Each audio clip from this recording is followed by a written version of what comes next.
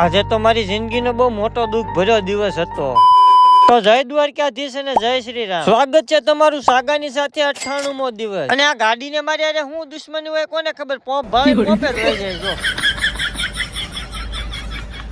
અને હવે ગાડીને કહી દીધું હવે ગામ લગન ઊભી નો રહેતી નકર હવે નહીં મેળ આવે। આવી ગયા ગેરેજે। હાલ રાજકોટ હું જઈએ લોકેશન ની હાલત બે હાલત છે જો। અને હવારમાં બે ગઈ છે આપડી કઠણા, કારણ કે આપણો ખાળકો સલકાયો છે ને આખી બજારમાં પાણી જાય છે। અને મને નગરપાલિકા વાળાએ શોખીન ફૂલ ના પાડી છે કે બજારમાં પાણી ન જવું જોઈએ। અને હવે ઉપાધિ એ વાતની છે કે પાણી જવા ક્યાં દેવું અહીંયા, કારણ કે ગટર લાઈને નથી નીકળતું। જિંદગીમાં મિત્રો ટેન્શન તો આવ્યા રાખે, પણ આપણો ભાઈ આપણે હારે આવવાનું કાવતી બીવાનું નહીં। પછી તો હું બે ભાઈઓ નીકળી જાય નવી શોધ ખોળમાં। અમારે લેવાની છે પીવીસી પાઇપલાઇન ની દંડી, એટલે અમે આવી જાય સીધી ફેક્ટરી। હવે એક જગ્યાએ ફેક્ટરી નો મેળાયો તો આવી જાય બીજી ફેક્ટરી અહીંયા હવે જોવાની છે। હવે અહીંયા દંડી તો ઘણી છે, પણ અહીંયા અમને દંડીનો ભાવ થોડોક મોંઘો લાગે મિત્રો। થોડી નહીં, અમારે પૂરી 400 ફૂટ દંડી લેવાની છે, એટલે અમને જ્યાં વીએચબી ભાવ પડે નાથીને જ લેવી ને તો આવી જાય બીજી જગ્યાએ જોવો। અને ફાઇનલી અહીંયા કરી નાખી ડન। અને આ દંડી લેવાની આપણે 400। અને દુકાન વાળા ભાઈને કહી દીધું હાલો અમારું માપ તાલ કરીને કાપી નાખો દંડ। હવે દંડી તો લઈ આવ્યા હતા, પણ હારવાર આપણે 4500 રૂપિયાની મોટરે લીધી। ફાઇનલી બધું કરી નાખ્યું, ઓકે નાખી દીધી આપણે ખાળકુમાં દંડી ને જો અહીંથી આટલી આપણે આ દંડી નાખી છે। આ જે તમને દેખાય ને બધી દંડી આપણે નાખી। હવે ધોળાધોળ જોતા તો આવી કે આપણે દંડી નાખી છે રેડી છે કે નહીં, પાણી આવ્યું કે નહીં। અને ફાઇનલી થોડીક રાહમાં આવી ગયું આપણું પાણી। હા હવે મારા મગજને શાંતિ થઈ મિત્રો। ટેન્શન એટલું હતું કે દિવાળીની મારે સીઝન આવે છે ને મારો ધંધો બંધ નો હજે તો એક ઉપાધિ કાઢી રહ્યો ને કાં તો બીજી ઉપાધિ આવી ગઈ, કારણ કે આપણે મોટરને ખોલવી પડી, કારણ કે કસરું આવી ગયું, શું કરવું મિત્રો। અને આ આટલો કટકો 40 ફૂટનો મારે અલગથી નાખવો પડ્યો, કારણ કે તોય ઘટી હતી અને પાણી આપણું સક્સેસફુલી આવી ગયું છે હવે। એટલે હવે મને નિરાશ થાય, હવે ટેન્શન વહી ગયું છે। ધોળી સાઈની મુશુ કરી નાખીને મેં કીધું હવે ખાઈ લેવી થોડું મિત્રો। ઉપાધિને કોઈ મારું જ નામ દઈ દીધું, કારણ કે આવી જો પાછો ખર્ચો મશીનનો રસો તૂટી ગયો છે, હવે નાખવો તો જોહે। અને હવે તમે બધા કહેતા છો સાગાભાઈ તમે ખોટું બોલો, ખોટું નથી બોલતો, હાસુકા રસો કપાઈ ગયો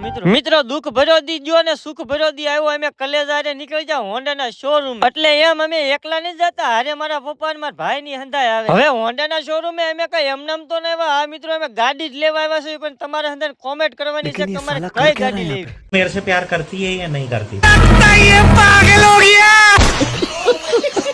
હવે એની તો મજાક મસ્તી ચાલુ રહે, પણ તમે બધા કોમેન્ટ કરીને કહેજો કે મારે કઈ ગાડી લેવી મિત્રો। રાતના વાગી જશે 11:15 ને અમારું ગેરેજ હજે કેમ ખુલ્લું છે, એનું કારણ એક જ છે કે જે દિવસે આપણે દંડી ખુલ્લી મૂકી હતી ને એને રાતે આપણે દાટી દીધી છે। તો હાલો હવે આજ હું થાકી ગયો છું બહુ, તો મળવીશું કાલ। જય માતાજી।